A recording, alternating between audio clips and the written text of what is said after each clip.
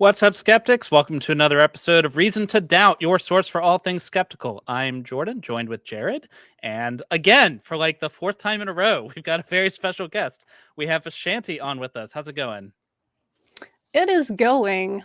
I'm here. I am fighting off some butterflies, which is weird because I'm on live streams quite a bit, and you would think that I'm used to this by now, but I think it's different because I'm more or less the center of attention, so I'm getting all Plus, there freaked probably out. aren't as many bow ties on the other streams, which, that elevates the standard. That's true. Yes, there are like long ties, but there aren't bow ties, so maybe that's it. And It's long throwing off ties my are just chi. objectively inferior to bow ties. I can neither confirm nor deny. It's okay. We all know what the right answer is. So, today we are going to be talking about anti-Semitism. And so in America, which is where I'm from and where Jared's from, a great many atheists were former Christians in our previous life, or we were raised in a culture that is dominated by Christianity. And as a result, I think very often we take the viewpoints that we got from our upbringing and bring them over with us into atheism, perhaps unexamined. And that can lead to us inheriting a lot of preconceptions and biases. And one of the ways in which that manifests is in atheist interactions with Judaism.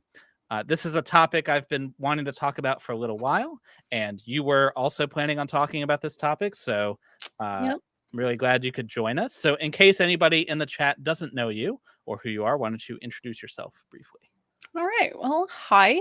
I'm Vishanti. You might have seen me around. I help content creators like Paulogia and Dapper Dinosaur moderate their side chat.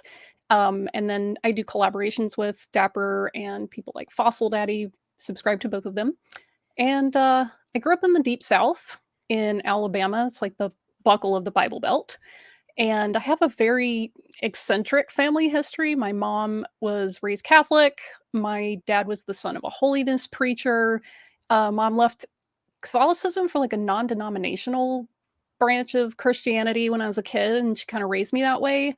And I somehow ended up at a Southern Baptist church when I was about to graduate high school.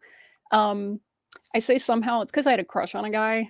And I started going there because of him, and that's why everyone goes to a church when they're teenagers. Yeah, and you got to make sure if you're a like guy, you carry the 17, 15 the chairs. You have to carry extra chairs to impress all the women. Yeah, I know. Yeah, so that's where I went for a while, and then I became like a born again evangelical, and then I eventually kind of became drawn to Judaism and did a tour in the Messianic movement for a while, and I came to my senses and converted officially to Judaism a few years ago. So it's probably going to be a little hard to pin me down as a strict atheist or agnostic, but you know what?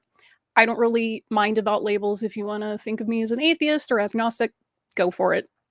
But are you an agnostic atheist? Possibly. That's a mystery. Even I don't know that sometimes, so. Yeah. So the topic that we're going to be addressing today, we're going to be throwing around a lot of labels. Christianity, Judaism. We want to say ahead of time that Christianity is a massively diverse religion with a lot of different viewpoints in it. Judaism is also not a monolithic religion. There are a variety of viewpoints in both, and not all atheists believe the things or say the things we're going to be talking about. So if we say this is the Christian viewpoint, we're probably most likely talking about like a fundamentalist Christian viewpoint that's common in America. But if we say that atheists think X and you don't think X, well, then we're not talking about you. So, yeah, exactly. Religions are internally diverse, right? So, but if we are talking about you, I'll try to clarify as we go. I'm not going to specifically call out a lot of Christian doctrine because this is really not what that's about. It's mostly about where, the deconstruction process overlaps, other types of dialogue. So. Yeah, I'm not going to be talking about the Trinity or, the nature of Jesus's incarnation or anything. It's not really my purview. So when we say anti-Semitism, what are we talking about? What is anti-Semitism? Okay, what is anti-Semitism? Anti-Semitism, it was developed as a term, a very clunky term, to make the word Judenhass or Jew hate seem more palatable to an audience using like vaguely academic terms. And it takes its phrasing from 19th century just race-based junk science. If you talk to any academics, they'll let you know Semitic is a language group. It is not a people. It's not an ethnicity. You're not going to, walk over to your neighbor's house and find a Semite. So it's one of those clunky terms that I kind of hate using, but we're stuck with it for now. So we'll work with it. So a lot of atheists might be thinking, well, this can't possibly apply to me because I'm not anti-Semitic. I love Jewish people. I have Jewish friends. I can't possibly have anti-Semitic ideas. So there's a meme that I think really kind of encapsulates the entire thesis of this this entire stream, which is Yes. this is the situation that's very often happening. You have anti-theists who are very angry and want to throw rocks or dodgeballs at Christianity, and somehow every time they throw a rock, it lands it just hits a Jewish person right in the face every time. Yeah. Yeah, it's definitely one of those things. You can almost hear it anytime someone starts typing their responses on the internet. You could just hear the ow, ow, ah, from people getting whacked with a dodgeball. And, there's a lot of atheists in the West, especially, that used to be Christians. So, it's natural that they want to kind of wind up and hit that group. I mean, there's a lot of unhealed trauma there. There's resentment there. And I can relate. I went through a lot of anger and frustration because Christianity can be toxic. It's intractable a lot of the time. It needs to be dragged kicking and screaming into, modern age moralities and things like that. So I've been there. I can relate. But because those atheists tend to only have experience with Christianity, that kind of frames their whole view of religions broadly. So when they hurl that dodgeball, it ends up catching people in the crossfire. So you'll hear me use the term Christian atheist a lot, and I'm using that very specifically to refer to atheists who used to be Christians or who grew up and formed their ideas about religion in a Christian hegemony, like, America and Canada. Those Anglophone countries tend to be Christian hegemonies. Growing up in the Christian church or many Christian churches, you are told that you know a lot about Judaism because you use the same books. Like, it's basically the same thing. Right. Right. Yeah, that's one of those things you got to learn first, is that the Hebrew Bible and the Christian Old Testament are actually not the same thing. There is a variance in chapter numbering, in book selection, and in the order. So yeah, if you only know about Judaism by reading the Christian version of the Bible, you don't know much. Right. And you also, I think, tend to put a bunch of mindsets onto Judaism that are common and like completely normal and so normalized in Christianity, it seems like the only way to do it. Right. Yeah. And so it's natural to assume, well, when I believed in the Bible, I thought X. And that like X is the entirety of your biblical worldview. And so anyone who believes in the Bible, which in this view would include Jewish people, they must think so too. And that's not the case. So also too, Jordan, sometimes when we deconstruct from our previous religions, we don't fully deconstruct. We bring some baggage along with us. So like we think we've gone through like all the closets, pulled out all the skeletons, but there's still pieces in there that we left over. So I think tonight's going to be useful for even myself to figure out, like, is there still some things in there that I'm holding with me that I've carried over that I haven't had a chance to look at and examine. Yeah, so that's why I'm here. So yeah, because I mean, you're not trying to be bigoted. I really do try to assume good faith. When I'm listening to various atheists on their channels or podcasts, I can usually tell what kind of background they had by the way that they discuss religion broadly. And it's easy to pick out the fundamentalists. It's easy to pick out the people who used to be like a Catholic. It's good to pick out the people who were like, Paul Geo was Mennonite. So you can kind of sense common threads in the way that they discuss things. And, there's a lot of people out there who treat Judaism as Christianity minus the Jesus part. And that is extremely far from the truth. Right. So there's going to be some topics we're going to talk about, like And I want to focus a little on the difference between deconverting and deconstructing. Those are not the same thing. A lot of people use those interchangeably. Deconverting is basically you're not convinced anymore by whatever religious propositions you used to hold. You can't control what convinces you. But deconversion, there's an intentional process where you systematically examine the tenets, the frameworks, the mindsets, and you have to pull those apart. And it's frequently very uncomfortable, and you realize of a lot of blind spots along the way, but it definitely helps in a pluralistic sense to unpack those baggages so that you can have better dialogues. So, and it's an iterative process. So to help along with that, what we're basically going to do, we're going to talk about some ideas that Christians and atheists who used to be Christians held themselves, or often hold themselves, that they put onto Judaism, which don't necessarily belong there. And once we've unpacked those, so maybe a little bit of education on what Jewish thought is like, we're going to be taking on some common tropes we've heard, even in the announcements for this very video, that are harmful, and explaining why they're harmful and why people should do better. So let's dive right into that. One of the first things that people, I think, tend to assume, anyone who is still religious or a person who believes this book is true, that they believe in univocality. And with that, big word. Yeah, it is a big word. Univocality. So found it out. Right. So what it means is one voice. So the idea that the entire Bible is a cohesive whole, written by different people over time, but all saying the same thing. That if you want to know what book A means, you can go to book B, and that they're going to always be saying the same things. They must be in harmony, which is a very common idea in fundamentalist Christianity. So what would be the Jewish viewpoint on that, or one of your viewpoint? Let's just go with you. What is your viewpoint? Let's just go with me. Yeah, well, I want you to be the spokesperson for every Jewish person ever alive. No pressure. Look, there's a reason that there's a saying, 2 Jews, 3 opinions. There's a saying like that for a reason. So we tried to make like a formula out of that and do it in like a proper equation, like Jews opinions equals n+1, and tried to see how that would scale. But univocality, that is such a big one.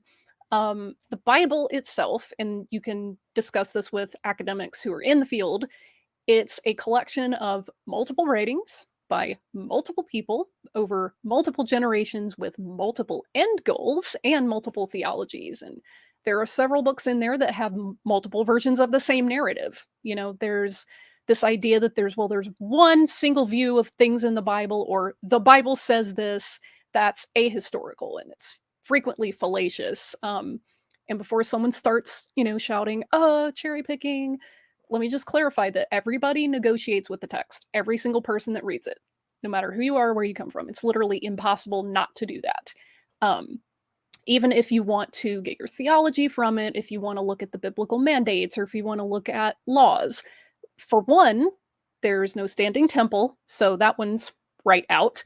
And the Jewish people themselves are largely in diaspora, and there are land-restricted instructions. Also, there are laws specifically for priests, or men, or women, or slaves, or animals, and no one person can hold those identities simultaneously. If you do that, I will be very afraid, because you're probably some eldritch being from beyond. And then there's like the issue that Judaism itself developed out of, polytheistic Canaanite cultures, and it wasn't monotheistic at first. It was probably polytheistic, maybe henotheistic or monolatrous over time. And so there's not even one single God view in the Bible at all. So univocality is right out. And this is not necessarily, correct me if I'm wrong, but this isn't like out of step with Jewish thought. This isn't like some weird fringe view, like some. If I stood up in a Southern Baptist church and said that, well, that would be a problem. But I feel like that wouldn't be a problem if it was brought up in a synagogue. People would just kind of look at you and go, "And what's your point? Are you going to finish whatever you were doing, or?" Yeah, it wouldn't be like in a Southern Baptist church where you could like hear the air get sucked out of the room and just people, Yeah. So you know. some woman dramatically faints. Yeah. Yeah. Yeah. You just see fruit start flying out of nowhere, rotten lettuce. Kind of similarly to that is the idea of literalism. Like the Bible is literally true, except for all the parts that aren't literally true. But Yes, of that the course. Bible, like if the flood of Noah happened exactly as described, Jonah was eaten by a big fish, et cetera, et cetera, et cetera. Everything in the Bible happened as described. And this is again, common view in particularly fundamentalist Christianity. Yeah. So are you telling me that Jewish people don't think that everything in the Bible happened exactly as described? Nah. No. What are you guys even doing then? Don't you We read get your own this book? question a lot. Yes, actually. Every day, or depending on the cycle, you read through the entire like first 5 books once a year. So yeah, we read it a lot. So I won't have time to unpack the whole thing here, but Judaism's framework of textual interpretation basically goes like this. You start reading a text, and no matter how many mystical or homiletical interpretations you get out of that, whatever your conclusions are, they cannot contradict the plain meaning of the text. Now, I'm saying plain and not literal for a reason. It's not just idioms, like when they say windows of heaven. The ancients did actually understand that literally to be, windows in a dome above the flat earth. It was like, they call the firmament the rakia. So they did understand that literally. But it's basic linguistics and it's grammar. So the very first word of the Bible in the Torah is Bereshit. And English Bibles tend to translate that as in the beginning. And that's really not the best way to translate that word. Dan McClellan goes into a little bit more of this, and Dr. Josh and Dr. Kip have talked a lot about this particular word. But I think a more clear way to render that would give you a better sense of that setting would be to translate it as in the commencement of, or at the commencement of. So it's not in the beginning, it's when God started doing stuff. And you'll see a lot of Jewish translations of Genesis render it that way, when God began to create the heavens and the earth. So the plain reading of those first few chapters, it's, hey, this is the beginning of the 7-day work week. This is laying out, a mythological origin of everything. But you have young earth creationists who paint themselves into a corner going, no, it's very literal. Those were exactly 6 24-hour days. And this is like in defiance of all known laws of science and logic. But they've assumed a conclusion and they've gone looking for evidence, and they have to start doing crazy gymnastics to try to make it fit. But then a few verses later, they switch over to, it's a metaphor, because even though they know there's not a flat earth and a dome with windows above it. So but even they can't be consistent. The heavens, and that's like the Big Bang or whatever, I've heard that. Oh, it's so bad. And so those two critiques that we just talked about, univocality and literalism, where they tend to get leveled at Judaism by atheists, is when they're combined and people will critique things that are in the Old Testament and basically challenge this Jewish person as to why they believe that's okay. So like, your text endorses slavery, justify that. Like, why do you think slavery is okay? Or, God commanded genocide, and doesn't that mean you're worshiping an evil being or whatever? But I think we can see if the idea of univocality and literalism are not present in Judaism, then the answer would be like, oh, well, that didn't happen. Or, they were wrong. Like, disclaimer, there are certain branches of Judaism that trend towards more literal readings.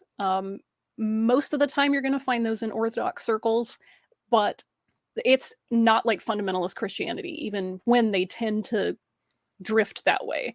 So yeah, when you talk about, the dodgeball, a lot of Christians assume univocality, they assume, literalism, but when convenient, it kind of undermines their critique because it lacks nuance. It lacks historical context. So, you had mentioned slavery.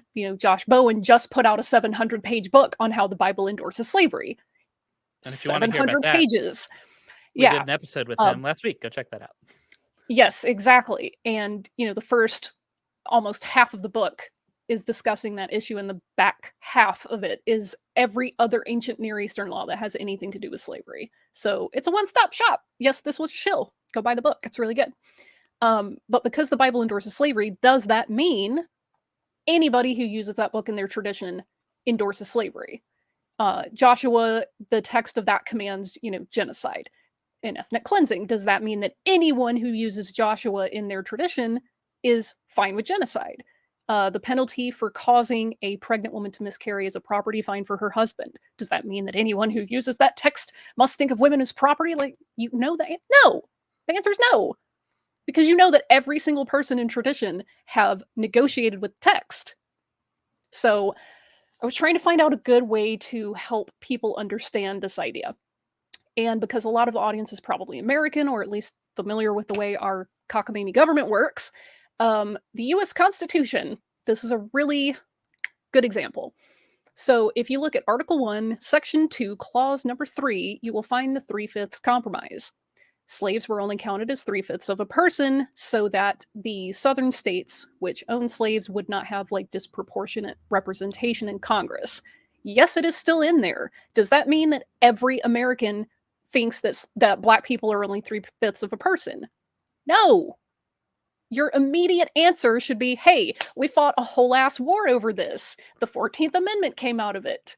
We decided, hey, slavery is actually not okay institutionally. Don't talk about prison.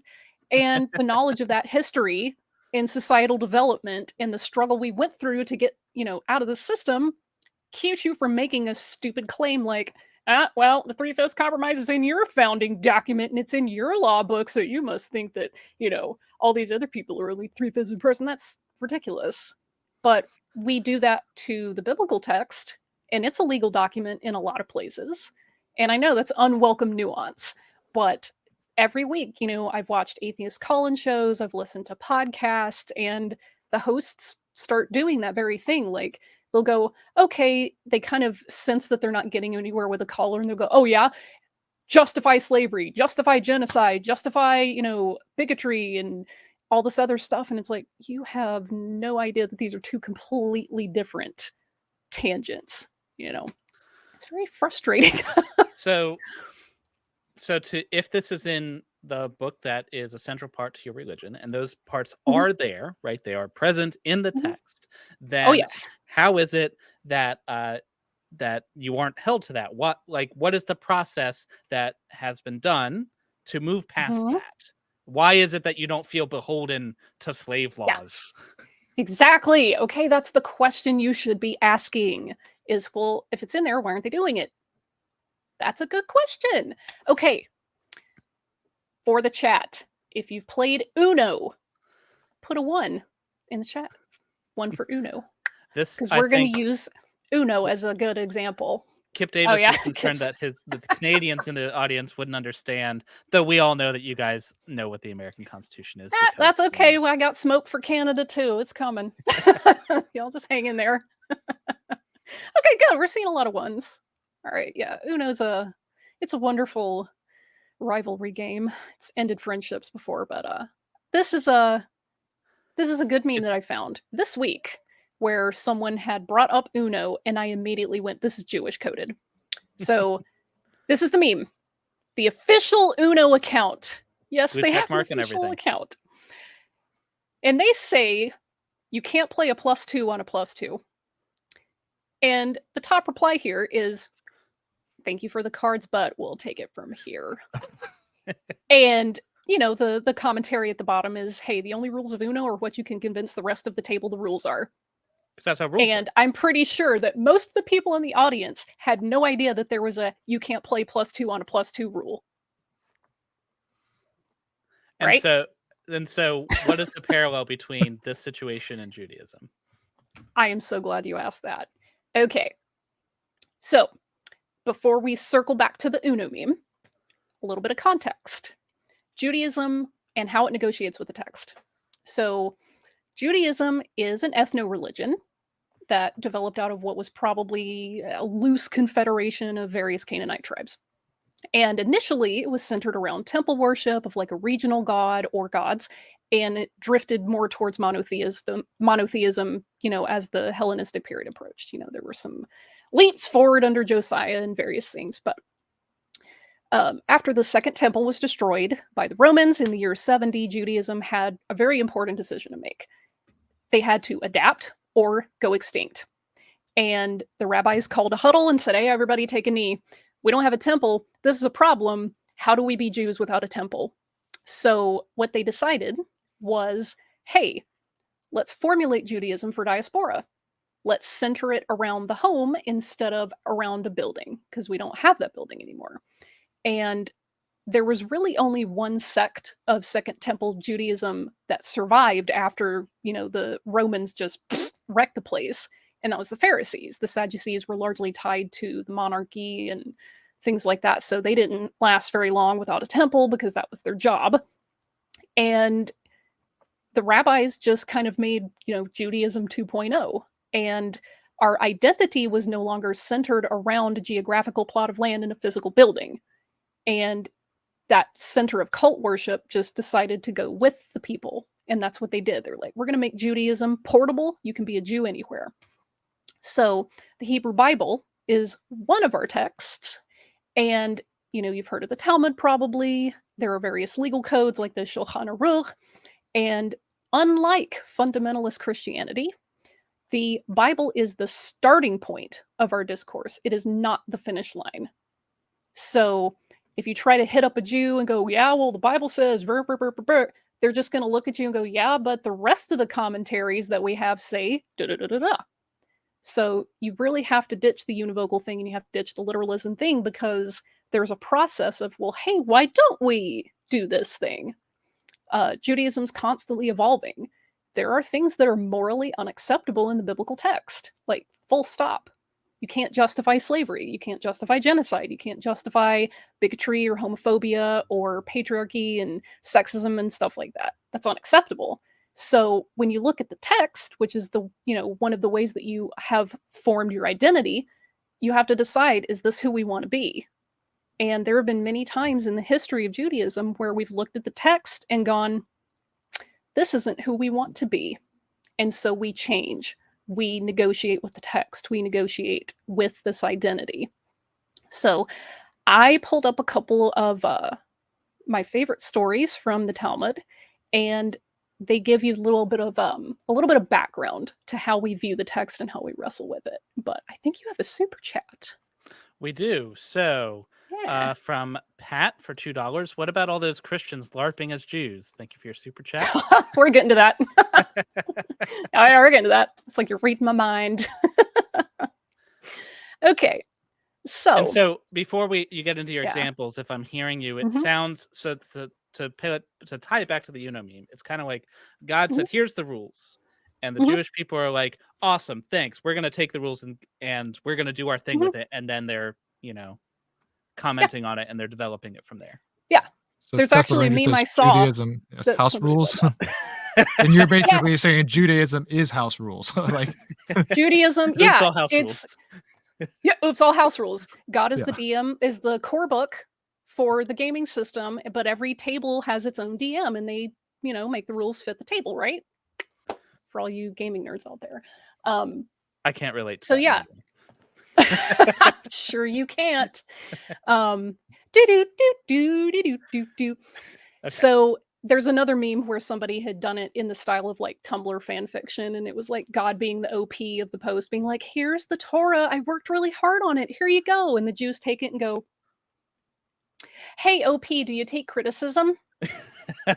And I laughed really, really hard. So yeah, there's a lot of homebrew involved. Thank you, Icarus, for that. So the first example from the Talmud is a passage that some of you might be familiar with. It's discussing a rebellious child. I won't read the whole thing. I'll just kind of go over it in broad strokes. This is something you can look up on like any Jewish dictionary, but context is Deuteronomy 21, where it's discussing a rebellious son. And the text says, hey, if a man has a stubborn and rebellious son who does not obey their father and mother and won't listen to them when they discipline him, his father and mother will take hold of him and bring him to the elders at the gate of his town. They will say to the elders, "This son of ours is wayward and defiant. He won't obey us. He is a glutton and a drunkard." And then all the men of the town shall stone him to death. You must purge the evil from among you, and all Israel will hear and be afraid. So if you stop there, you'd be like, whoa, killing your own kid. Not a good look. That's what the book said. Got to do it. As what the book says, that's the core rules. But I'm pretty sure that no teenagers would survive into adulthood if people carried this out, literally. So we have to figure out, well, hey, what do we do with this?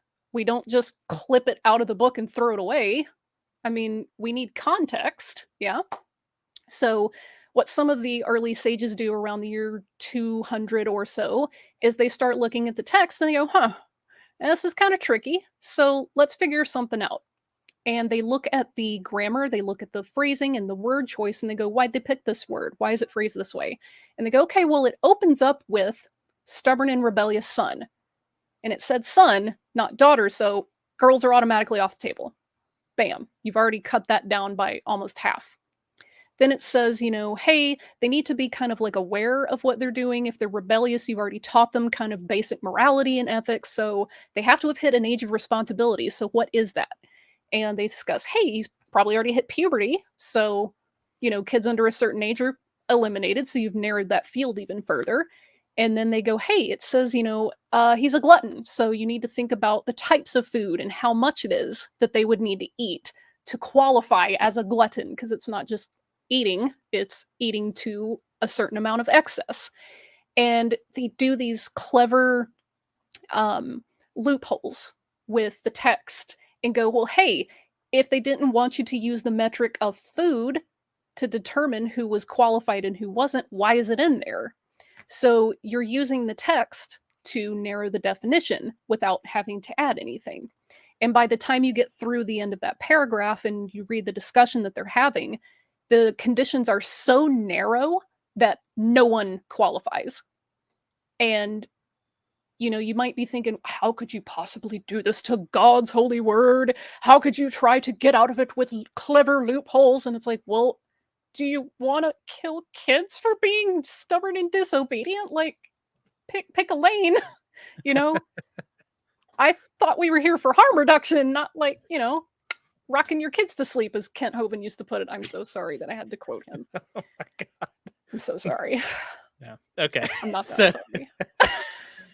So this process of renegotiating with the text is how the Jewish religion kind of updates their house rules. And they've decided this rule isn't who we want to be. This isn't how we want to live. Yep. We don't think this fits us. And so we're going to renegotiate with the text in this particular way through these commentaries until we get to a solution that we think fits how we are. Yeah. And that develops parallel with people in time. The morality that we have as a society now doesn't look the same as it did 200 years ago, much less 2,000 years ago. And if your system doesn't update with you, you're going to go extinct. You know what I mean? Evangelicalism and the fundamentalist, corners, they're the smallest corners of any, religion or tradition at all. They're the loudest because I think they have some recognition that they're not going to last long, but you adapt or go extinct. That's the way that humanity has survived over the generations. You have to adapt. And as our ethics evolve and as our understanding of morality and humanism evolves, Judaism goes along with it. So, another super chat. $2 from Gupdo3. The Torah protects Cyndi Lauper's right to have fun. Thank you for your super chat.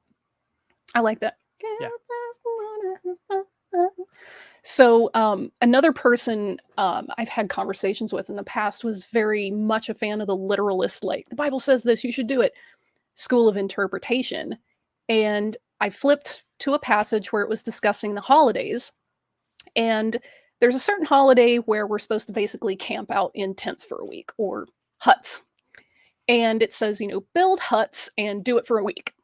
And I looked at this person and I said, tell me how to build a hut. And they kind of looked at me like, what are you talking about? And I said, build a hut. How tall is it? How wide is it? What do you make it out of? And they were like, well, I mean, I don't know. Like, would you just, and they started making up rules on the spot.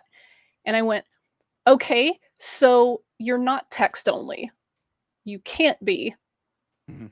I'm not going to go so far as to say God handed down an oral Torah directly to Moses and it was secretly passed by word of mouth for generations until they wrote it down. Like, that's not a plausible thing. If you believe that, cool. I'm not going to try to talk you out of it. I don't find that convincing. But the idea there is that there has to be an explanation of some of the things that are in there, because I don't live in, 1000 BCE in a nomadic land. I wouldn't know the context of what a hut looks like back then. So I need some help. People have already had these conversations, which is where the Talmud comes in.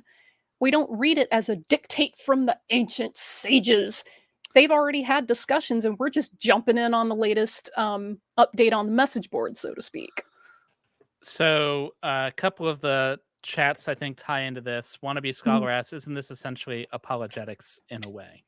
And I think the difference in flavor here is apologetics is often trying to like kind of justify, like, we've got this belief and so we're going to kind of warp reality, or what, not necessarily going to try to argue to get to that, or like to convince you of something. Whereas this Jewish person isn't trying to convince you, the atheist, of any effing thing. They don't care what you think. And it's not like with a sense of proselytizing, which I think apologetics is. This is just the way that you have the mechanism that Jewish people have to, update their beliefs. It's identity. We're using the text as one of our identity markers, and we can change our identity. Like, fashion doesn't stay the same. Why the heck would people's traditions stay the exact same? So, Vadim, I mentioned that you could not only disbelieve and not be anti-Semitic, but you can also be, you could disbelieve in God, you could be an atheist and be Jewish. And he says by birth, yes, but doesn't Jewish, or some say being Jewish also includes the religion. So that segues into the next thing, which is Orthodoxy versus orthopraxy. So Christianity. Yeah, we're gonna learn some big words. Yeah, we're all the big words on this stream. $10 words only. So Christianity is, if you come from a Christian background, you're probably very used to the word orthodox, the orthodox view versus the heretical view. And orthodox meaning right belief. What is the correct belief? And what you believe is extremely important. If you have the wrong beliefs, you may, depending on what Christian you talk to, be burning in hell for all eternity. So that's orthodoxy, right? What is orthopraxy and why does it apply to Judaism? So, for those of you who want a Greek bonus on your Scrabble boards, orthodoxy is right belief, and orthopraxy is right action or right behavior. And Christianity ideally wants people to behave well because they think the right things, but obviously that doesn't necessarily work out in reality. But orthopraxy is centered around action. It's how you behave. And to kind of pivot off of what Jordan was saying, Judaism is a tradition of action. It's not a tradition of belief that way. To us, action is more important than just a thought bouncing around in your head. The labels of like thought, belief, faith, religious, secular, those are very Christian-centric terms, and they really don't map one-to-one onto the way that Judaism works. So I don't have to believe that a God exists to feed poor people or pursue justice or even take a day off to rest. I don't have to disbelieve that a God exists in order to study and read the text critically. So your belief is like, it's not really relevant. It's like, how do you behave? The same goes for, other categories. And when someone converts to Judaism, like I did, we're not asked to make like a profession of faith or walk down an aisle and shake the hand of a rabbi or say that Moses is God's prophet and the word is divinely inspired. Like, nobody asks you that. You're just taking a class that's usually about a year so that you can go through all the holidays at least once. You learn about ethics, you learn about some of the central text, you learn about different value systems, you learn a little bit about history and culture, and you might pick up a little bit of the languages here and there like Yiddish or Ladino. And what you are asked is at the end of that process. Hey, are you here of your own free will? Yes or no? Usually the answer is yes. And then they say, hey, are you going to, live among the people as a Jew? You're affirming, like, yeah, I think I'll live as a Jew now. And then you're just asked to do Judaism. You're not asked to believe Judaism. And that was, how my experience went. And that's the overwhelming majority of how people's experiences go if you meet anybody that converts. It's a process, you learn, and then afterward you go, yeah, I'll live as a Jew. And that's it. You have a little, it's like a de facto court. It's like about 3 to 5 of your peers. Usually it's rabbis, sometimes it's lay people, and they listen to your story, and afterwards you go do a ritual immersion, and then bam, that's it. Woo! You're a Jew. Woohoo! And I think that's worth emphasizing that this entire process was about, here's basically what it means to be a member of this community. And at the end, it was, are you willing to do the things that we just talked about that are necessary to be a member of this community? And if the answer was yes, then awesome. Let's dunk in this water and come aboard. Yeah, there's no pop quiz. You're not expected to know everything.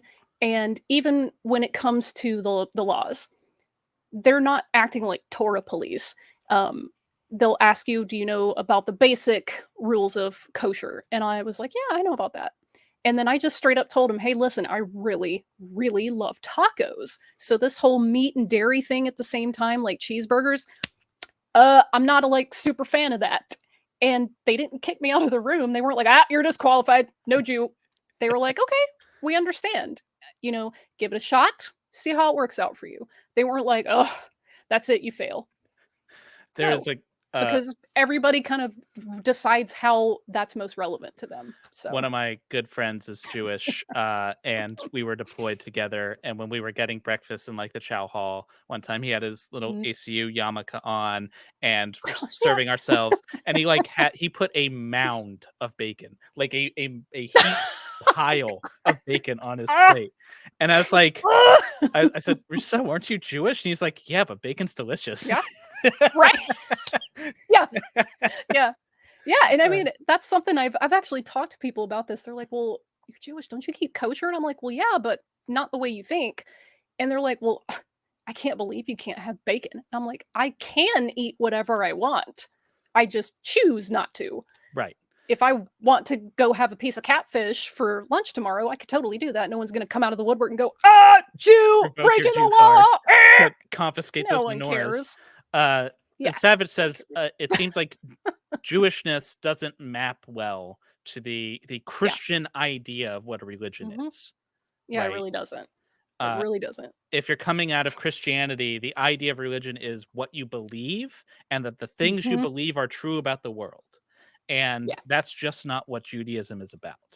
It's not. It is not. And it can involve that, but it doesn't. Yeah, it can. Yeah. It doesn't have to.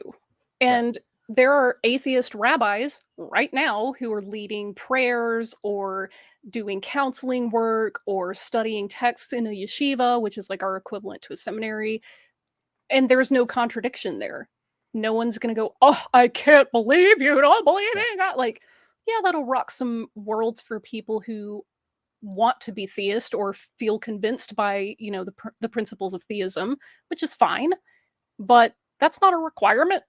We actually have a very long tradition of agnostic or atheist sages and notable figures. And I mean, hello, Spinoza, anybody? So go ahead. At this point, it seems like we've been really, we started with the same place, right?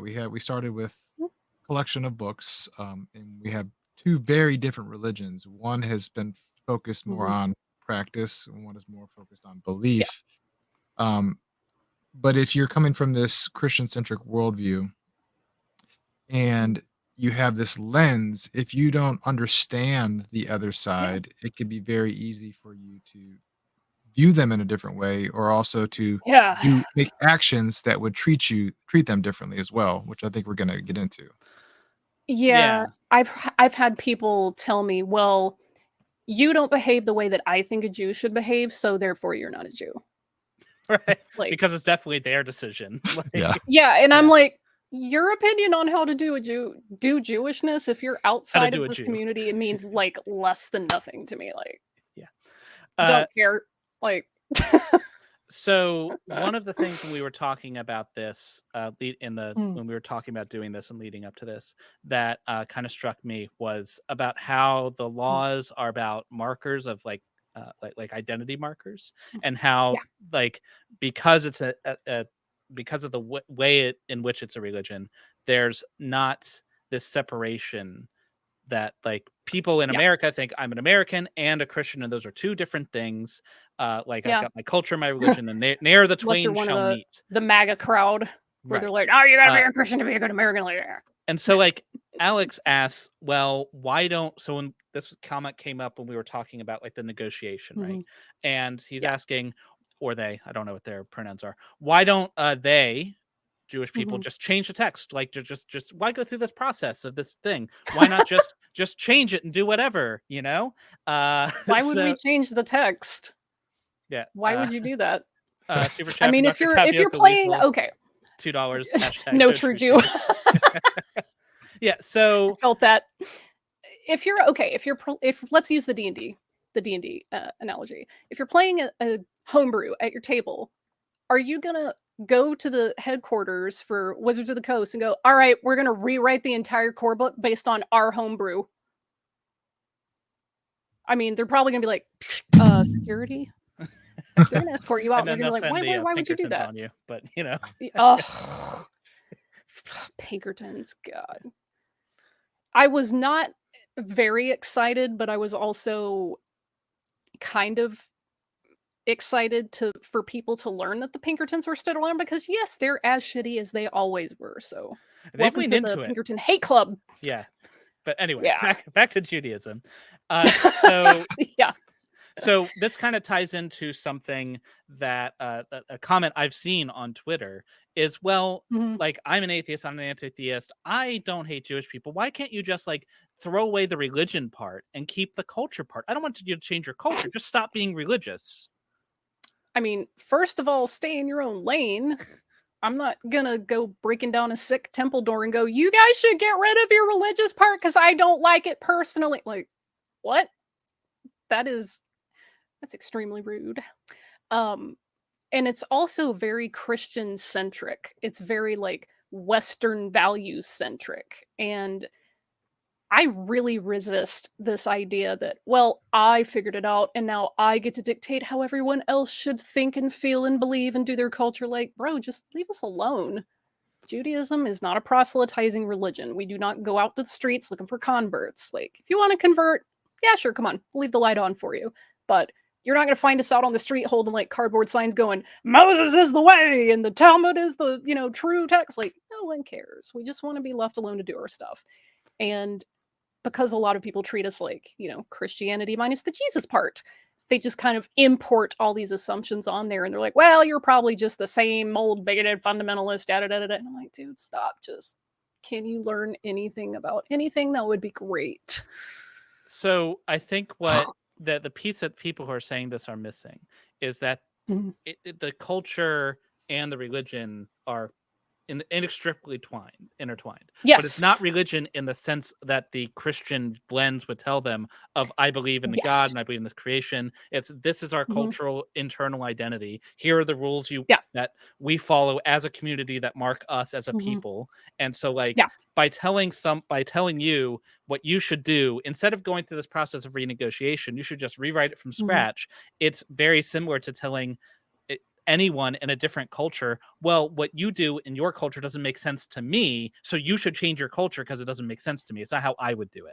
Which, like, sounds that's a lot like cool. Colonialism, right? Like, if different cultures are different, you just wave that red flag around because wow. I went to a Trevor Noah show recently, and one of the things he said that really stuck with me was, it's a different culture. That it's different, not wrong. They do it differently. Yeah, that doesn't mean they're wrong. Yeah, just they're different. And if I think people take nothing else away, if they took just this away, that Yeah. people who do things differently from you doesn't mean that they're wrong for doing it that way. As long as they aren't hurting anybody, like, who cares, right? Yeah, and it's one of those things where you really have to learn pluralism. You have to. And I had started another set of notes for a different video, but you just reminded me that pluralism isn't just tolerance, because that's a really loaded word. Well, I'm just putting up with this thing and I hate it. Like, I don't want that kind of tolerance. I want people to be able to look at something or someone that's different and go, that's different. Okay. And then just move along.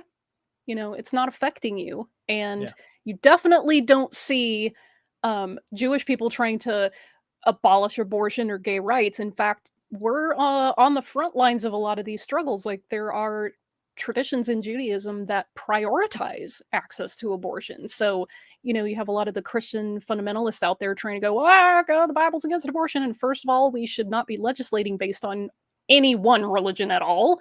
And second of all, when our religions differ, especially on a topic like that, you can't just pick one, and you need to allow people to access these things. So, they are like, well, we're trying to, practice our faith, but it's actually infringing on everybody else outside their group's faith. And I really detest that. Like Terry says, you can be Jewish, but why can't you just be normal? Why can't you just,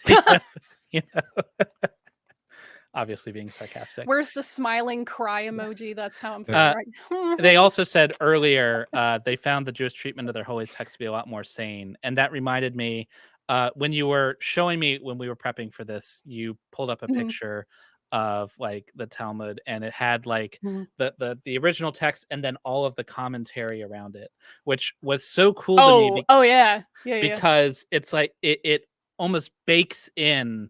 I don't want to put the label skepticism on it, but the questioning mindset of like, here's the original, and you can't look at it unless you're also looking at all the commentary, like how intertwined that was. I think I can share my screen. Let me know if you can see it. I have pulled up a page, an example page of our Talmud. This is what one page of the Talmud typically looks like. So when you're like, oh yeah, you guys are interpreting your text, that's a lot more sane. Oh, my friend. Oh, my friend. So this is one page. This little teeny section at the top here is right underneath the big fancy box. That's the Mishnah. That was the first kind of line of discussion on the message board. And then there's another smaller paragraph below that. That's Gemara. So that's, several message board pages of replies later. And then there's a column on the right-hand side. That's always Rashi. He came about in the medieval period. His commentary is always on the right-hand side of the page because he's adding to the discussion. So that's more, commentary and people joining the discussion. And then on the left-hand side, you have, cross references or what we call Tosafot, which are later additions to, Rashi or people from other regions commenting on the comments on the original text. And then, there's little what are they, index references and, scripture tie-ins and things like that, and other various notes. And this is what every page looks like, because you're not just starting from scratch every time. What's happening when you study Talmud or even the Bible is you are joining an ongoing conversation that's been happening for all these different hundreds of years. And first of all, why would you want to start from scratch? 2, people have already talked about this stuff. Why don't you look at what they're saying and go, hey, maybe I agree, maybe I don't. Rabbis disagree with each other constantly. And 2 if Jews, you 3 ever opinions. want 2 Jews, 3 opinions, and sometimes 2 Jews, 5 opinions. There are a lot of commentaries where, Rashi will say something, and then later on, Nachmanides will come along and go, Rashi said this, but he's wrong, and here's why. And he'll just write this total rebuttal of a different sage's opinions on stuff. And those are equally valid. And I love that discourse, disagreement, wrestling back and forth with the text and with each other. That's part of what we do. It's Twitter and replies. It's a Reddit thread and all the sub-threads. You know what I mean? It's an ongoing process. It's not just one declaration and everyone must agree with it. It's like, nah, we got a whole lot of different opinions and viewpoints and lenses and cultures and times, and yeah. David of Oakland asked, what was that in the far left-hand corner? So there was like some text. all Oh, the way to those the left. are those are additional commentaries and cross references. Sometimes they'll be referencing a different Talmud. There's two. And the most frequently studied one is the Babylonian Talmud. There's another Talmud that's less studied because it didn't get as much redaction time, so it's a little less easy to parse. And that's the Jerusalem Talmud, which is my favorite, but of course it would be because I'm just that person. And the central part of the text is usually the same, more or less, between the two, but all the commentaries and the frameworks are different between the two. So yeah, there's a lot going on. Alex Mark asks, why wouldn't you at least reformat all that writing at some point to make it more readable? What do you mean? Is that not readable? You don't know Aramaic? So What do you mean? I'm sure there are. It's Wait till published in a you lot of get to different the formats. commentaries in Ladino and Judeo-Arabic. Like Maimonides, which is one of the most famous other people, he wrote in Judeo-Arabic. Like he served in the Egyptian caliph's court for many years, and he wrote quite extensively in Arabic. So it's good to be a polyglot. But also, like, I think that comment touches on the pluralism thing we were just talking about. It's like, not that those, I'm sure there's plenty of ways it's been published and packaged and stuff, but let's say that, let's say this is the only way it was. Different people doing their culture differently doesn't mean it's wrong. If that's how it works best for Jewish people to interact with their own text, then great. Like, I could totally see somebody saying, why would we reformat it? Then you would be minimizing all of these commentaries, and that could be a perspective that's completely not your call to make. Like, right. There are a lot of cultures even to this day that use storytelling by mouth or oral traditions in order to pass down, their history. They'll do it through story or through song or through dance, and that's just as valid. Like, that's their culture. That's who they are. They've been doing it for thousands of years. Like, who am I to just roll in and go, nope, it's wrong because it's not like mine? Like, what? Right. Though David of Oakland has a good counterpoint. If English is good enough for Jesus, it should be good enough for the Talmud. So that's right. I love it. Yeah, that's man, I've talked to people who have looked me in the eye with a straight face and said, well, Jesus spoke English. I mean, it's written in English. And I'm like, it's right there, right on my bookshelf. It's right there in the King James Bible. Which so, oh my God. No, look. Okay, so the chat's calling me out. They're really mad that I didn't talk about the oven of Achnai. I was getting there, but it's you got a Jew in here. We're not going to stay on topic. So, okay. One of my favorite stories in the entire Talmud. I used to hate it, and now I love it. It's quite literally one of the greatest stories ever. So I'm gonna share one more time, and I'm going to kind of read through this this story. I'm gonna try to make it a little bigger. Okay. And then once we're done with this story, we're going to be circling all the way back to why this counts as anti-Semitism. So we've seen you. We're going to come back to the Uno deck. I didn't forget. Okay. So there is a really cute, catchy song on the Bim Bam channel called Lo B'Shmayim He, and that's what "It Is Not in Heaven" it means in Hebrew. So this comes from the Babylonian Talmud, and this is from a section of stories that are told in a narrative style. They're not literal history, so don't try to be like, I can't believe you guys think this happened. It didn't literally happen. This is an example. Again, literalism. Go back. Yeah, exactly. So, okay. An oven was constructed out of layers of clay with sand in between the layers. Rabbi Eliezer says, hey, yeah, this oven's pure. It's good to go. And the rest of the group of sages, which I can't remember how many there were. I'm sure Simone probably knows. They were like, nah, it's not cool. It's impure. It's not kosher. So Rabbi Eliezer is like, excuse you. And so he argues with them. And he's like, no, I'm right. I'm right. Here's why. And they just would not listen. They're like, nope, you're wrong. And so he goes, the law is in my favor. This carob tree will prove it. And the carob tree uproots and moves 100 yards. And the other sages go, well, we don't take proof from trees. So Rabbi Eliezer tries again. He says, okay, the law's in my favor. This river is going to prove it. And so the river turns around and flows backwards. And the sages are like, we don't take proof from water. Eliezer tries a third time. Okay, the law's in my favor. This house of study, the Beit Midrash, will prove it. So the walls start to collapse in on themselves. And Rabbi Joshua's like, hey, hold up. Walls, if we're arguing about the law, this is none of your business. So the walls are like, and they just kind of freeze in place, so they don't go all the way back up straight, but they also don't collapse to kind of split the difference between the two parties. So, Rabbi Eliezer is hitting the end of his rope here, and he's like, okay, the law is in my favor. I'm going to prove it. Heaven will prove it. So a divine voice comes out of heaven and is like, what are you arguing about? The law goes according to Rabbi Eliezer on all matters.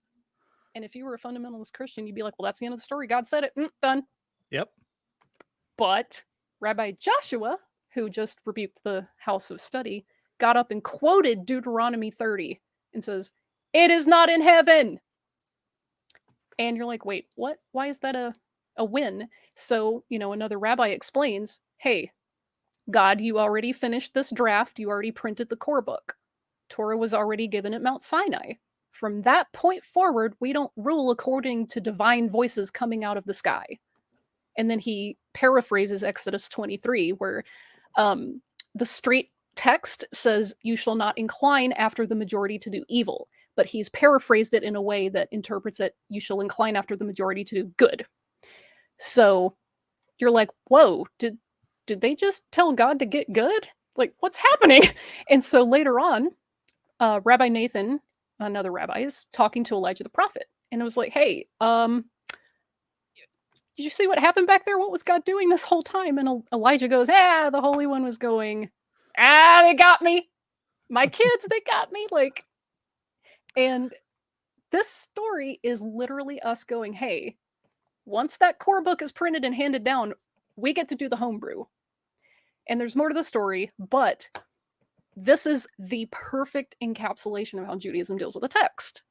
Even if a divine voice were to come down and go, you should all be eating no cheeseburgers, or if it said, you should eat cheeseburgers, we would be like, you already gave it to us, so you don't really get a say anymore. Cool story, but we're talking here, so Cool story, but we were talking. What's going on? So this is the equivalent of the Uno meme. God going, you can't play +2 on a +2, and it's like, we have the cards, we'll take it from here, thanks.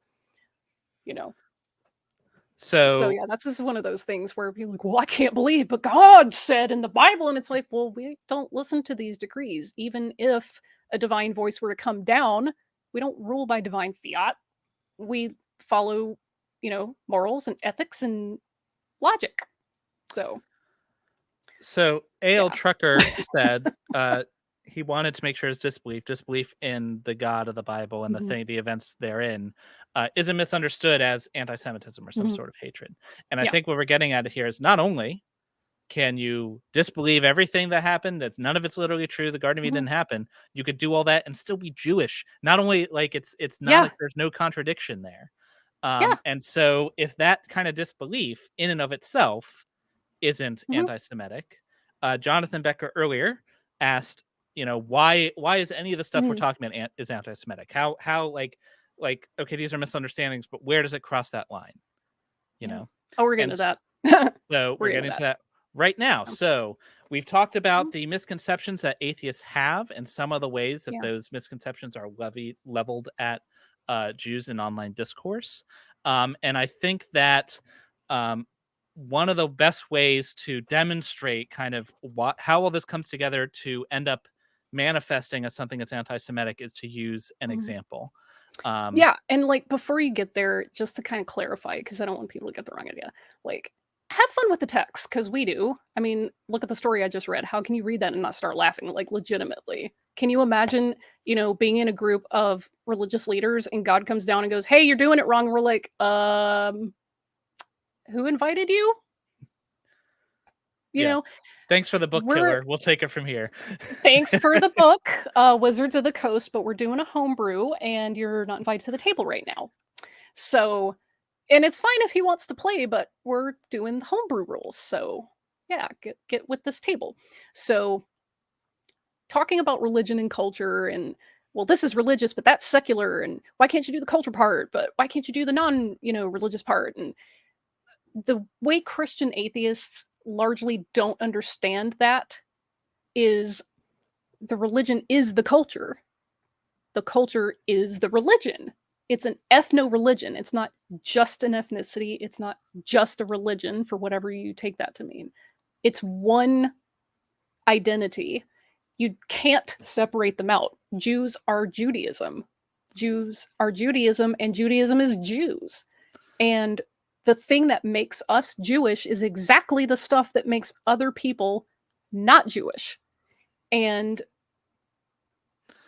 Canada, because I said I had smoke for y'all, Canada's still dealing with the repercussions of the residential school system. And they took kids away from their Indigenous families, and they denied them access to their clothing, their language, even their hairstyles, and they separated them from their entire family because they wanted to civilize them or Christianize them. And by assimilating them, it literally erased who they were. And it was a form of genocide. And when I hear people saying, well, why don't you get rid of the religious part? Or why do you want to get rid of the thing? You know, if you want to get rid of the things that make Jews Jewish, you want to get rid of Jews. Right. Sit with that for a minute. Like that's cultural genocide, and genocide is bad. Is bad. I think we can agree. It's all of those things at once. And again, it's not based on the thoughts rattling around in your brain. Right. It's not relevant whether you believe in a God or not. You're still a Jew, either by Right. birth or conversion, whatever. And so nobody is saying that the Bible is incorrect when it's like a literal interpretation of the Bible is incorrect or whatever. That's not being anti-Semitic. Saying that you think this way, usually incorrectly, but you do these things that don't fit in, that I disagree with, so you should change those things. That's the problem, right? Yeah. Are you ready for so the one of my peers in the Jewish online community, her name's Jessica Price, and she is a fantastic writer. She puts this way better than me. She has a blog post talking about modular religion, which is how she phrases it. And she kind of explains this Christian mindset of how belief is just a chip that you could unplug at will and substitute with a different one or nothing at all. So, you know, there was a mention of like Messianic Jews. The idea of you unplugging the Jewish belief module while being a Jew and just plugging in the Jesus module, or taking like the Messianic Jews, you unplug whatever other belief chip in a Christian and just replace it with the Torah chip. Like, that's not how that works at all. It's apples and brake pads, so to speak. Which don't make good brake pads, apples, as a rule. They're both useful for two completely different purposes. You might be able to make an apple into a brake pad if you tried hard enough. I don't recommend it. I don't recommend it. Like, you could do this like Johnny Dangerously. You could use an apple as a brake pad once. That's true. Once. So, for an example of all of these kind of behaviors lumped in together, there was a particular Twitter thread by a gentleman you may know as Holy Kool-Aid, who is a atheist YouTuber, and he posted this meme. For those who can't read, it's a little small. Anyone else thinking celebrating this holiday is fucked up, and it has Passover because lamb's blood helps God kill the right kids. That's the meme. And so before I say anything about this, I'm not going to be like, oh, no one should listen to Thomas Westbrook ever. Don't watch Holy Kool-Aid. His series on faith healers is really good. Faith healers are grifters and they're charlatans, so I'm not going to be like, ditch this guy forever. Canceled. Like, no, we're just using this as an example of, hey, there's room to grow. I also don't. I mean, I don't know this guy, but I'm willing to believe that he's not like a secret neo-Nazi or anything crazy like that. Yeah, it's like, I'm sure he's a fine, pleasant person. It's just this just goes to show how this kind of mindset gets imported without any scrutiny and can lead to very ignorant takes on the internet. So the meme that he has reposted and that I have very poorly crossed out because I didn't want to just repost it uncritically, it's making the point that Passover is about killing kids. Like, haha, killing kids. That's so wrong and gross and that's fucked up.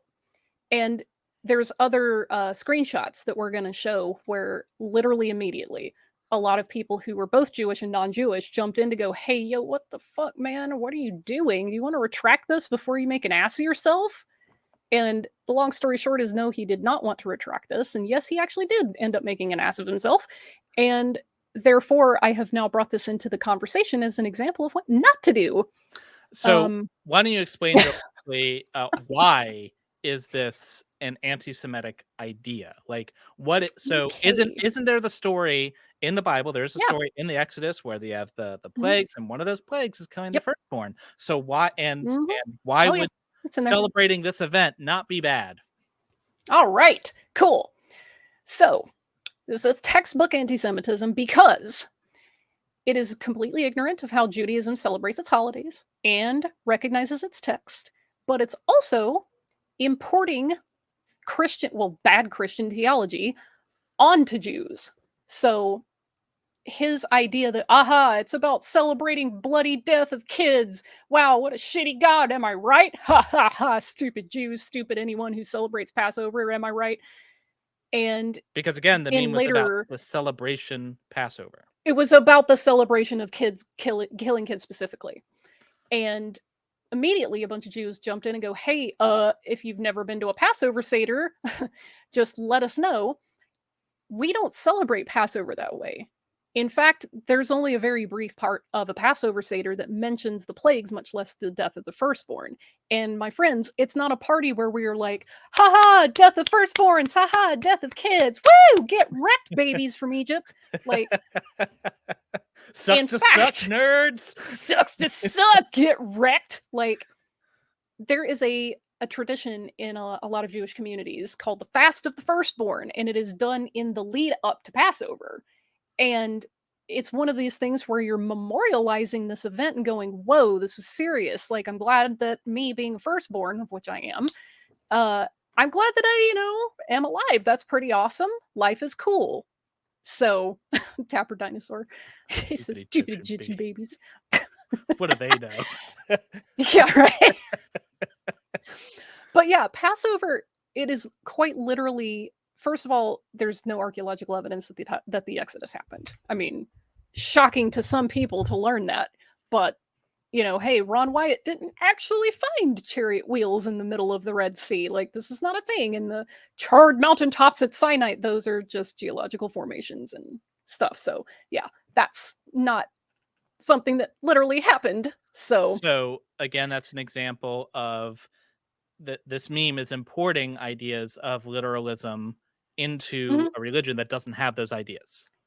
Yes, but more specifically, the idea that Jews rejoice in killing babies or being bloody about, children specifically, that is something called blood libel, and that was really popular in the medieval age. Blood libel is a very old Christian anti-Semitic trope, and it accuses Jews as a group of being bloodthirsty baby killers, and an especially disgusting version of blood libel claimed that Jews would kill Christian babies so that we could bake their blood into our matzah. And first of all, matzah is literally just flour, water, and maybe a little salt and oil, and that's it. But there were actually periods of really extreme anti-Semitism leading up to Easter, where Jews would be accused of murdering a child, or a child would go missing and they'd blame the Jews, and then there'd be a lynch mob or violence, or some people would be killed. And by accusing Jews with this crappy meme of being like, haha, child death, yay, blood, by spreading that narrative, it's just repackaging blood libel. Like, it's this cringy, like, r/atheism meme, and it's bloodthirsty Jews, am I right? And then he gets really pissy when people are pushing back on it. Super chat from Vandalia 1998, $1.99. He says, trying to watch both us, and the Ohio issue voter result. Yes. Thank you for tuning in. Appreciate the super chat. Really hope that this election goes well. I'm in Virginia, and if the Senate could remain blue so we can restrain our extremely bad governor, that would be awesome. Voting in primaries and local elections far more impactful than just doing it once every 4 years for president, just saying. So, so So this is repackaging of the blood libel. It's putting Mhm. on this idea of first of all believing that happened at all, but also celebrating that specific part of the story is like that's what's important. So like as a brief aside, what is Passover about? If it's not about that, what is it actually about? Liberation. Like the story itself is a very trumped up version of we were slaves, but then God set us free. Yay! That's the whole point of the story. And, American slaves used to read the Exodus and find inspiration from it. Do you think that they were reading the text and going, haha, killing babies? Like, no. Are you kidding me? That's ridiculous. Do you think that Thomas intended to do blood libel? No. Do you think that he set out that morning to go, ha ha, I'm going to do some Judenhass. I'm going to do some Jews. show those Jews. Like, no, he didn't intend to do that. It was the ignorance of the context that caused this situation, we'll say. And what was really unfortunate about it is that when people were like, yo, this is not even close to being correct, he doubled down. And it was really frustrating to watch because different people were trying so many different ways to phrase it to say, hey, man, this is not correct. This is really off base. You're just repackaging blood libel. And in fact, there was a slide in there from one of Dapper Dinosaur's things that was like, hey, are you just going to accuse them of poisoning wells while you're at it? And that didn't go over well because, in Thomas's mind, beliefs are fair game, but his idea of what the beliefs are completely wrong. So, Dr. Tapioca Weasel for $100. Thank you so much for your generosity. wow, Amazing. that's amazing. Bright red. At risk of embarrassing myself in the hopes of helping understanding, let me say that I could/would make this mistake. I took a convo with my Jewish therapist where even though she's an atheist, she felt the AS here and educated me, but it wasn't Antisemitism. Antisemitism, yeah. And so like Yeah. I don't think you need to be embarrassed because when I first saw that meme, I was like, I feel like there's something wrong here, but I didn't fully really understand what the implications were until I started talking to my Jewish friends, and then I understood. So like, I think the problem comes in not like the not understanding because you can't help how you were raised. You can't help, but you don't know what you don't know.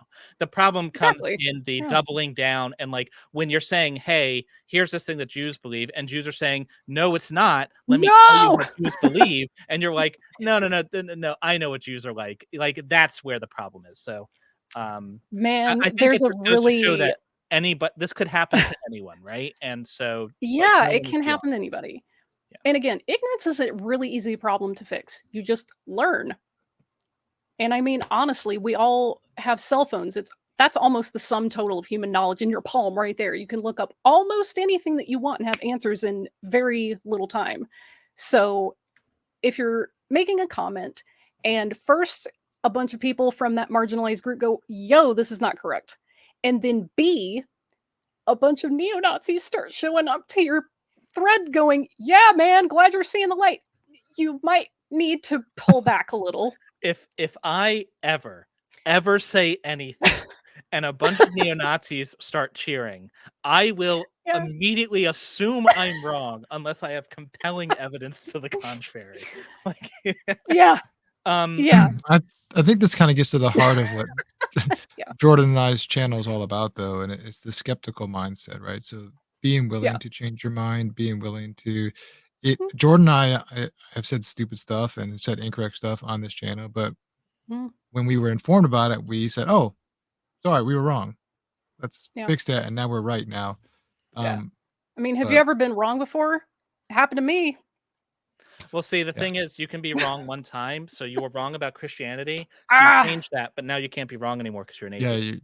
So I used up all my attempts there. Man, should have saved it for something good. Yeah. So Alex asked how people explained his mistake to him, and the answer is many and varied ways.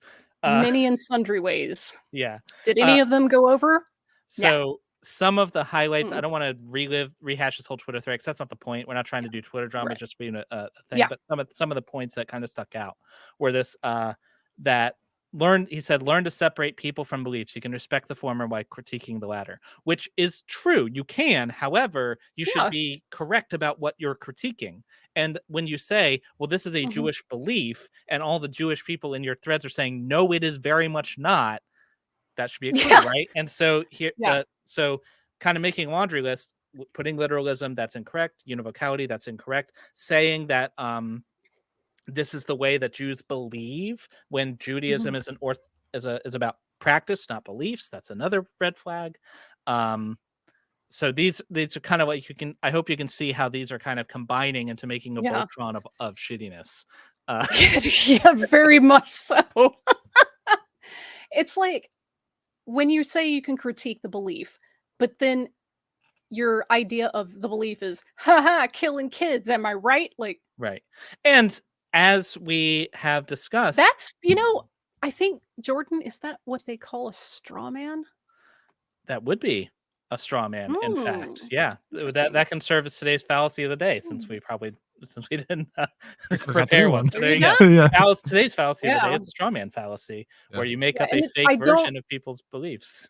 I do not want people trying to jump all up in his Twitter thread and put him all No. like, do not do Ag- that. Thomas, again, do not watch this video and think that I sicked an audience. I do not. I did the not. takeaway here is Um, not Thomas is a bad person. The takeaway no, here it's is just, Thomas hey, is probably a genuine person who does like Jewish people, and yet even still, he yeah, had this ignorant take, and so this should yeah. be not a like Thomas is bad, but there, but for the grace of God go I, sort of the Yeah, idea. God, I kind of hate that Yeah. phrase sometimes, but Uh, um, yeah, and also like I really, really like what Simone in the chat is saying.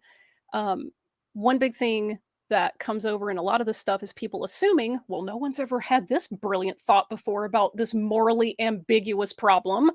Like, we've been having these exact conversations for 2000 plus years, ever since this narrative was written down or passed along a campfire or whatever, in whatever form.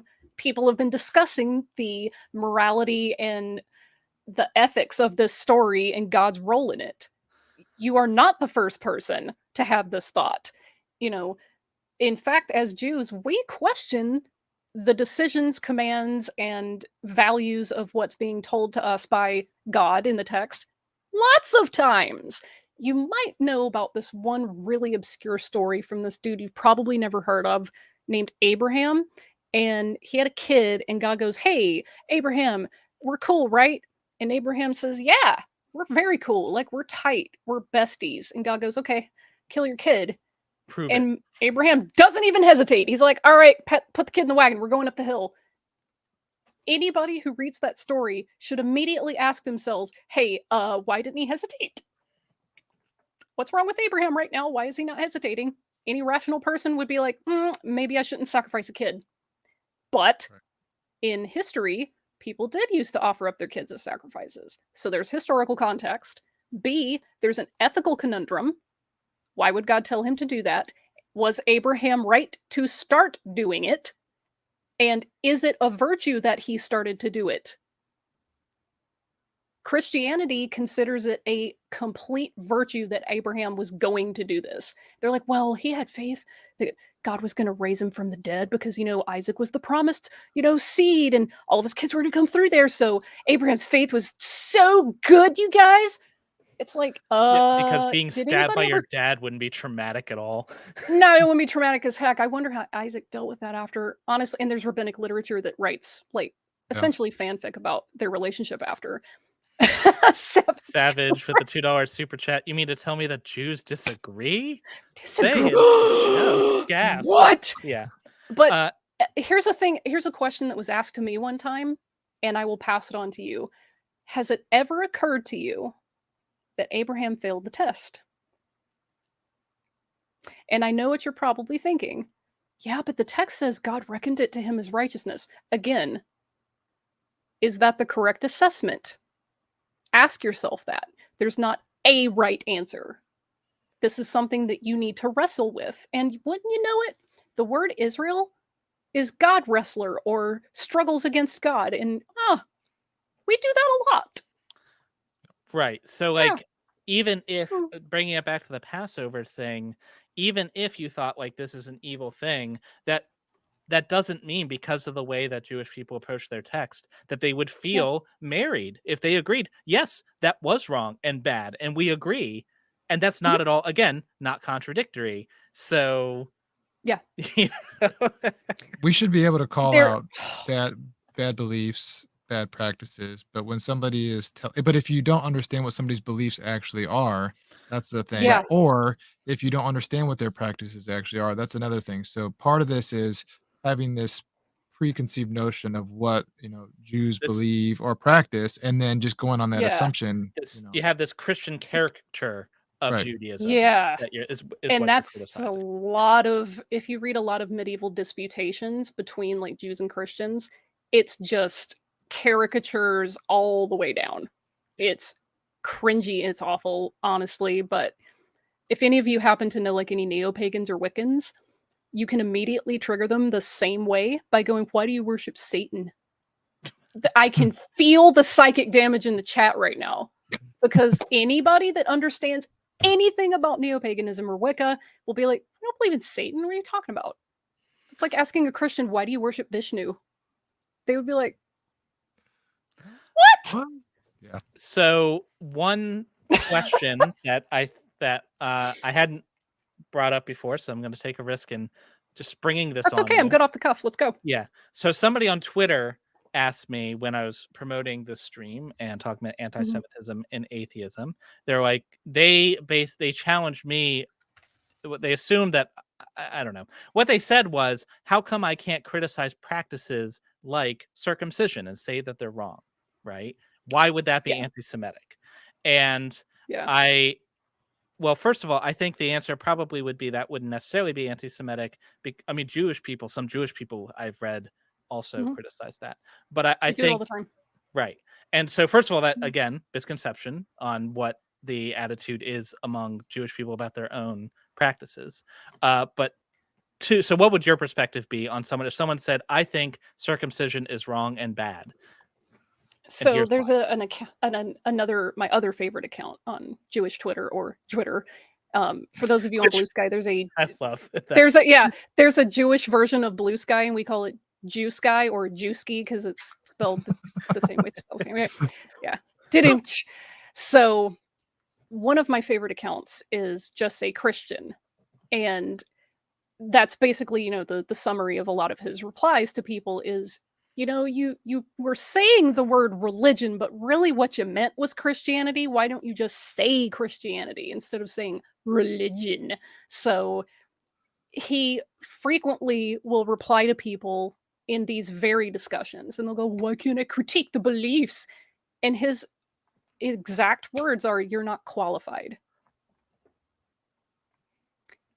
This is one of those instances. You can critique, the theology or the practice or whatever, but you need to know what they are first.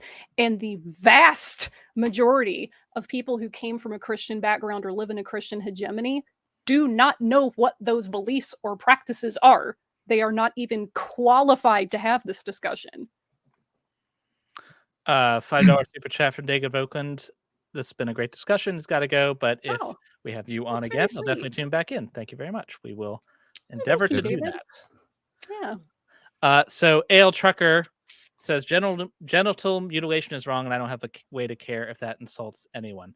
I think what we're saying, and I don't necessarily care for the language there, but I think what we're saying, AL, is that it's okay to have critiques as long as you start by understanding what the practice is and then engaging in a conversation with the person who is doing the thing that you think they're doing, checking to make sure that you're accurate, and then approaching it like a dialogue, as opposed to people tend to assume they understand what's happening without actually understanding. Right. And I think that's what we're getting at.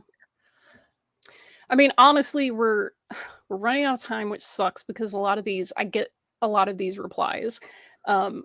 What's unfortunate for Al Trucker or Alex in the chat is if I get 100 replies, 99 of them that say genital mutilation's bad, you shouldn't do it, and use those phrasings are neo-Nazis. And because that's the overwhelming majority of people who use that exact phrasing when they're trying to like get in my mentions, it really turns me off and makes me not even want to engage, because those people are arguing in bad faith. I know that your people in your chat are not arguing in bad faith, because if they were, they wouldn't be here. I think So we learned if you want anything to, tonight, yeah, if you want to approach those conversations, like, let's talk about it. Yeah. But you have to approach it in good faith. You can't be like, I've already made a decision and nothing you say can convince me and you're wrong and I just want you to say you're wrong. Like, that's not how Wait, discussions work. neo-Nazis argue in bad faith? What? I think if we've learned anything from this, it should be Yeah. the takeaway is if Jewish people had this conversation and agreed as a people that this was a harmful practice and they didn't want to do it anymore, then they have a process and a culture of changing that practice if that is something they decide to do, right? So it's not like this is going to be. It's not like it's a cultural tradition that is inflexible and insensitive to the harms of people, right? And Right. so kind of going off on the assumption that that's just the way it is, and if you don't agree with that, you must stop being Jewish because being Jewish is bad because of this reason, I think is kind of the attitude we're getting at. Yeah, because, and again, like I see some people going, well, I don't think that's true. I don't think that most people who are saying that are neo-Nazis. Like, my mentions literally get filled up with people saying this shit to me. Yes, it happens. And whether my hyperbolic mention of 99% is wrong for you or not is irrelevant. It happens a lot, like a lot. It's the same crowd with Pepe avatars that go, the Talmud says, and then it's like some crappy like JPEG that's just been compressed to all hell, and all the citations are wrong, and have books that aren't even in the Talmud, and they're all just, it's complete bullshit. So yeah, it happens. And those people, again, they're arguing bad faith because they're neo-Nazi trolls. And these are discussions, again, that people have been having for a very long time. But there's also historical context to saying you should not be allowed to do this thing. And again, we don't have the time to go into that, which sucks because that specific topic is a big one. But it's like, if you're going to approach this as a discussion and go, hey, what do you think about this? How do you approach this? Are there Jews that don't circumcise? Like, yes, there are Jews that don't circumcise their kids. And they themselves are not circumcised. In fact, if I could get that out there, if a guy or a person who has a penis wants to convert to Judaism, they actually don't have to get full-on circumcised in the way that, you're probably thinking.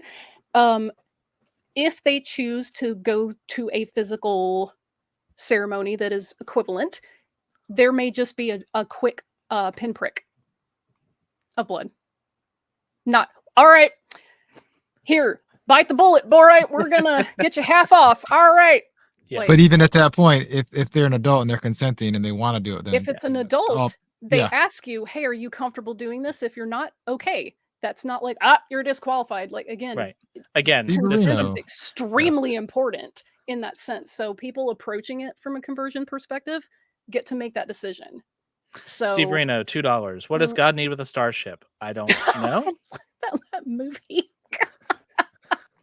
What movie is this? I'm not familiar with the Star Trek. Like Star Trek the movie.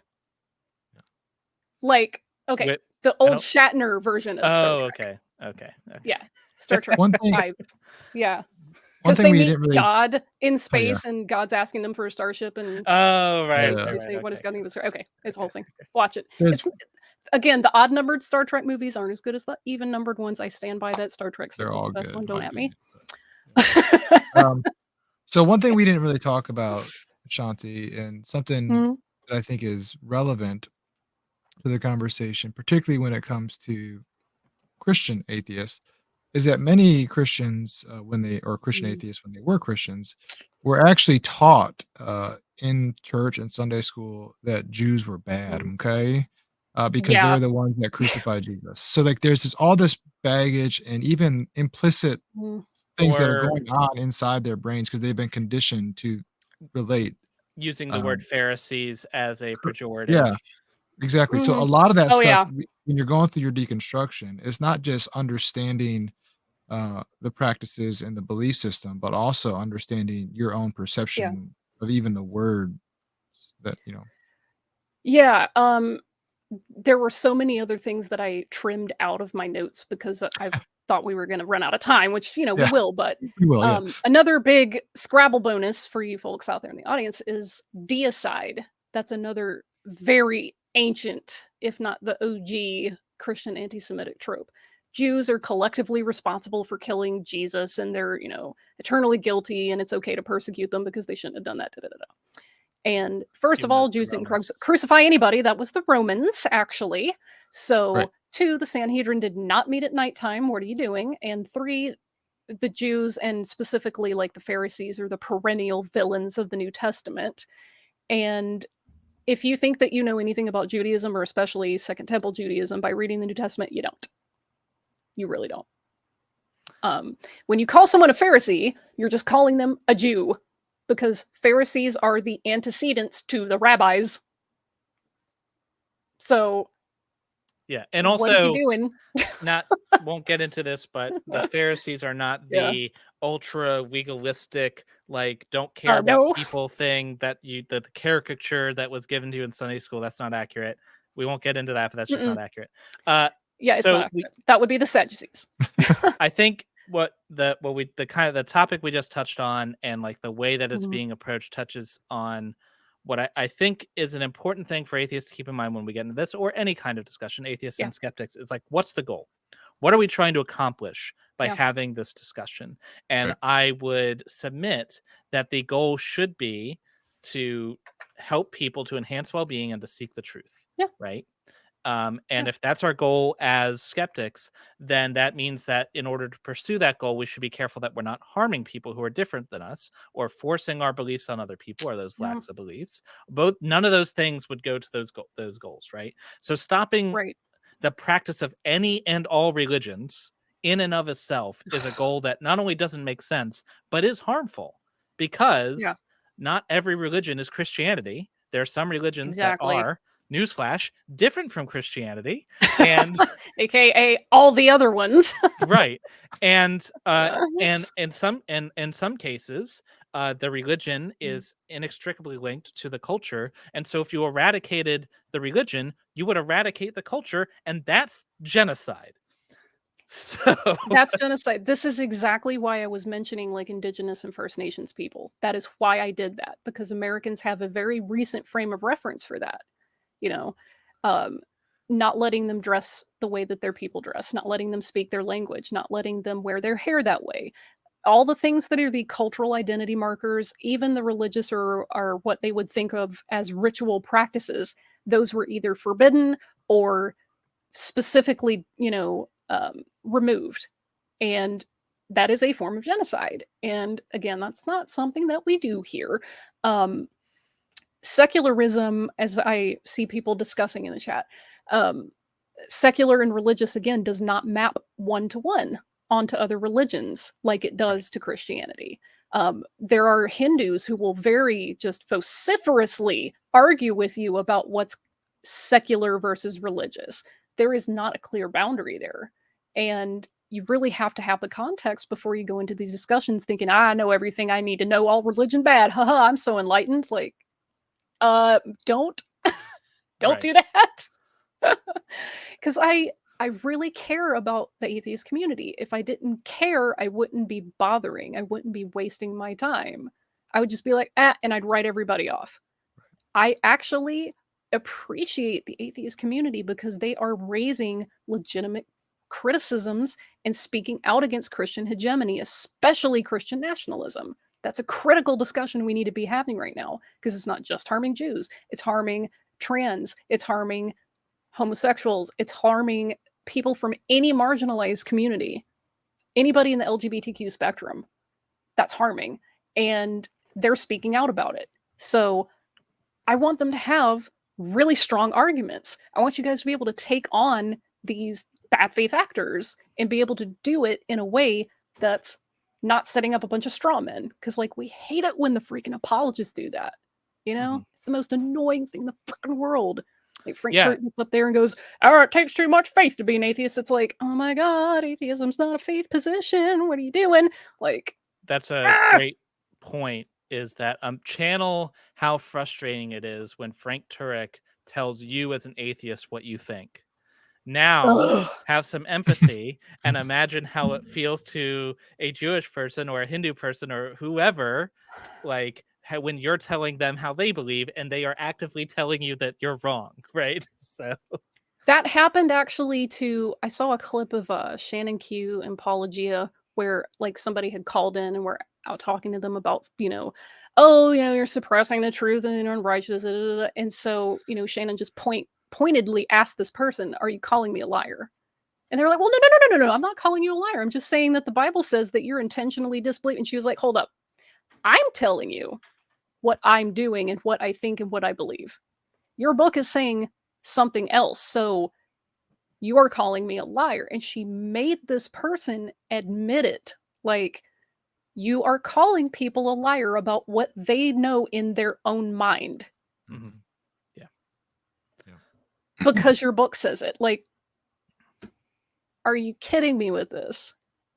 So, coming on 2 hours, so let's bring it to a close and Yes. summarize everything that we've gone over thus far. Mm, So, there are yeah. things that Christians view when it comes to the Bible that are like Mm, some Christians that are just intrinsic to the way that they perceive the Bible. That some of those yeah. things include univocality. The Bible says the same thing throughout, that it is literally true. Mhm. That the things that it prescribes in Exodus or in Leviticus are applicable today without Mm. modification. Uh, and these are not attitudes that are Yeah. shared by Right. in Judaism. This is not how we read the text. In fact, I think, and Simone will correct me if I'm wrong, I think it's Rashi who is speaking of the first like 2 chapters of Genesis. And he says, if you think this is 6 literal days, you are in error. Like, you are doing it wrong. And I that was so refreshing to me when I had come out of a textual literalism, 6-day creation, 6,000 years old, evolution, like reading the text critically and it's encouraged. That was liberating for me. I love studying. I would be in, some sort of seminary or yeshiva or rabbinical school getting my master's degree if I had the money for it because I love to study. I love history. It's one of my favorite things now.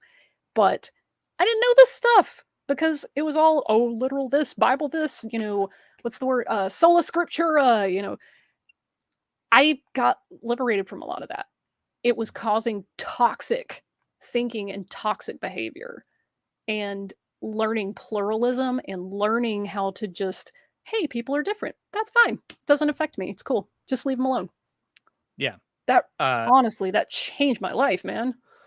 the I and really internalizing that Mm, other cultures are different, not wrong, mhm. and people Yeah, can just act different. differently, and that's okay. And in the case Mhm. of Judaism specifically, that it is a religious faith that's about right practices, the practices that identify you as Jewish, not Yeah. beliefs. And so that the culture and religion are inextricably linked. And Yeah. so when you're saying that, so if you try to tell someone to Mm, stop doing these cultural things, that's what you're doing. It's not yeah. criticizing religion. You're basically telling them to erase their culture. Yeah. And this is my final vocabulary bonus for you Scrabble nerds out there. I am begging you to learn what etiology is. I'll even spell it Etiology. Etiology. Please learn what that is. It will completely revolutionize the way that you read the Bible. Instead of thinking, well, this is either literal and it happened, or it's all just fake, made up, Sky Daddy fairy tales, LMAO, Rafflecopter. Like, no, there's a That's third and yet fourth option, and it's etiology. Every culture does this. Every culture does it. It Sky doesn't Daddy fairy fit tales, into but I only lack the Yeah. leaf guys. Yeah, it's so cringy. But yeah, learn what an etiology is and then go back and read Genesis and see if you don't go, oh shit, that's how they explain patriarchy. Like, wow, damn. You know, because that's what it is. Dapper Dino maintains there's literally no one who practices sola scriptura, which is Okay. true. I mean, they may say Yeah, they are, very true. but in fact, like that everyone's negotiating with the text. Yeah. Okay, so that's Mm. where we got all the way here to the end. Is there anything that we didn't Woohoo! cover that you would like to make sure we hit before we go? It'll probably hit me when we're done. Like, we pretty much went through the outline that I had. We didn't really talk about utilitarianism, but that can be a different discussion. Whatever. We can come back to that later. Is there, if people would like to hear more of your hot takes on Judaism or anything else, where should they go to learn more? Oh man. Okay. Honestly, just learn history and learn the history of the text. So just check out academics like Dan McClellan, Kip Davis, Josh from Digital Hammurabi. Mark Luchter is another scholar that you can look at. Jennifer Bird. There are so many good scholars out there doing this work. Joel Baden is a great one. Just learn history from people who study it for a living. You don't have to go to like a random person on the internet. I mean, you could do some Googling. You could read, the Jewish Encyclopedia. You could do stuff like that. But honestly, some of those academics have been instrumental in helping people unpack these ways of thinking because they're just presenting it in a historical context. And yeah, and don't learn your history from Richard Carey. Yeah, don't get your history But from Richard Carey. whatever else you do, do not do that. Yeah, yeah, don't do that. His takes are so hot they're plasma, and yeah. Thierry wants to thank you for representing all the opinions of all Jews simultaneously. Maybe we didn't pay attention earlier. So, yeah. You know what though? It's so funny. I'm actually not worried about the trolls or people trying to at me and be like, defend this thing. It's actually like my Jewish peers. They're going to be like, why didn't you phrase it this way? Why didn't you mention this story? Why didn't you discuss the grammar of this verse? That like, those are the ones that I'm really paranoid about because they're going to call out every little mistake. They're going to be like, hey, you did good, but so yeah, those are the ones going to keep me up tonight. So hopefully we can have you on again. This was excellent. Thank you to the chat, and thank you especially to those who send in super chats. It really helps the channel. Yes, helps me convince my wife that we are not in fact going to go bankrupt running this hobby. If you would like to support us in other ways, we do have a Patreon. You can go give us money to do this if that's what you want to do, and you'll even get to see our videos ahead of time. Live streams included once we have a time machine. We haven't figured that out yet. We'll get there. And at the request of everyone, don't you know that Jews can time travel? Well, I mean, with the space laser, I think it's something to do. Oh, with I don't know. Hang on. Do you realize that I am actually in the secret Jewish space laser corps? There it is. Oh Mazel tough, baby. Pew pew. Take that, Marjorie Green. Yeah. But if you that's don't, a joke, people. Yes, it is. It's all humor. If you don't join our Patreon and everything, that's you can still support us by liking, commenting, sharing this, especially if you run into somebody who is an atheist that might be falling into some of these ignorance traps. Hopefully this can help them out. Help your peers out. I mean, that's why I'm doing this. I care about this community because they've helped me with some of my religious trauma as well. Like, it's not like I just converted to a different religion and I was suddenly okay and didn't have any baggage. Like, no, it took a long time to get, through fear of hell or whatever. And the atheist community is where I unpacked a lot of that and people reassuring me that they've been through this. So I care, I'm invested, and I want to be your ally, and I want you to be our ally because you're some of the strongest allies that are out there. So DM with $2, peace and long life. Live long and prosper. That's right. Thank you for knowing both halves of that. Thanks again for joining. Subscribe so you can see when we have this lovely guest back on in the future or whatever else we do. But until next time, remember, you've always got reason to doubt. Peace out.